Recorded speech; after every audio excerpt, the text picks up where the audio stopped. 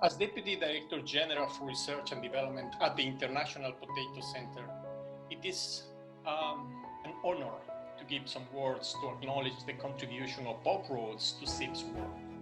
I would like to thank Doug Horton for helping me with this content. Historically, agricultural research organizations have been using exclusively quantitative research methods. However, Bob emphasized the value of qualitative or informal research methods. Farmer back to farmer, a model for generating acceptable agricultural technology. This widely cited paper inspired future interdisciplinary and participatory research work, not only at CIP and other CGIAR centers, but more broadly in the international agricultural community.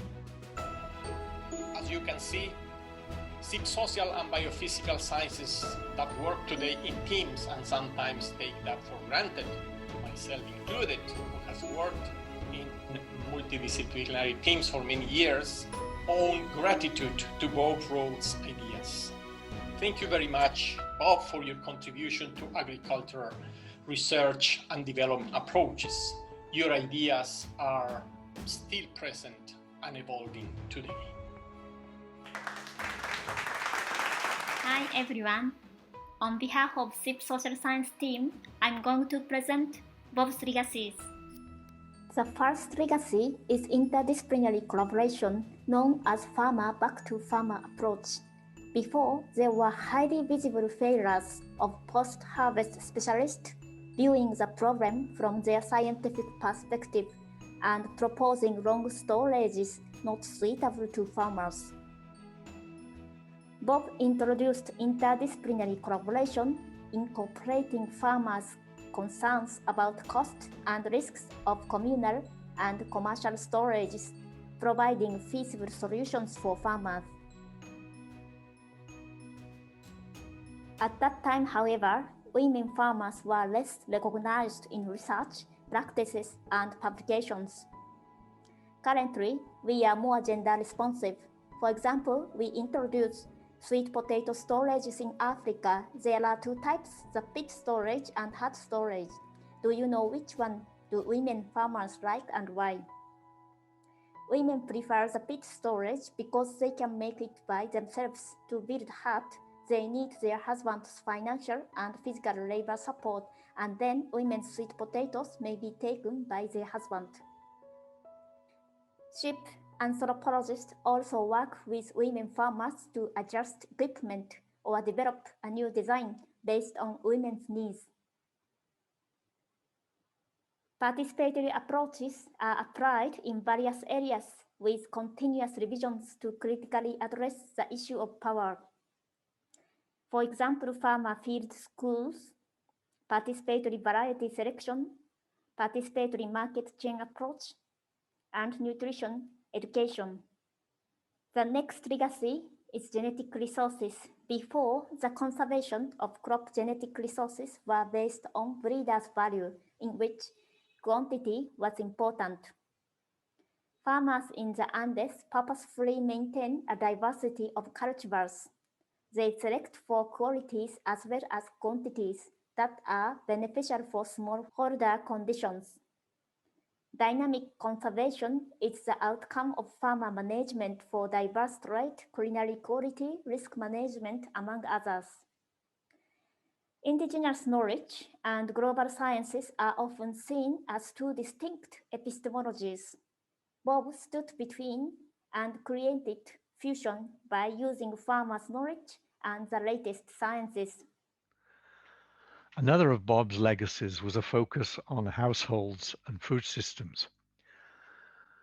During the growth of international agricultural research, during the Green Revolution and after that, there was a strong focus on crops, potato crops, rice crops, maize crops, and especially on the new crop varieties that biophysical scientists were developing at that time.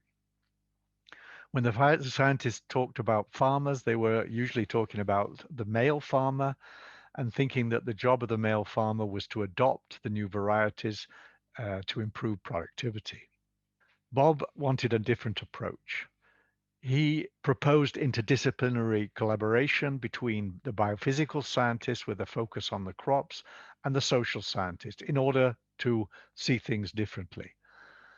He proposed the idea of looking at the whole system of the food system, focused staple foods, but also on the complementary foods, the way that these interacted in the intercropping systems, also on other production methods like home gardens, and the interconnections with livestock through the use of manure on the crops and also feed from the byproducts of crops to the animals.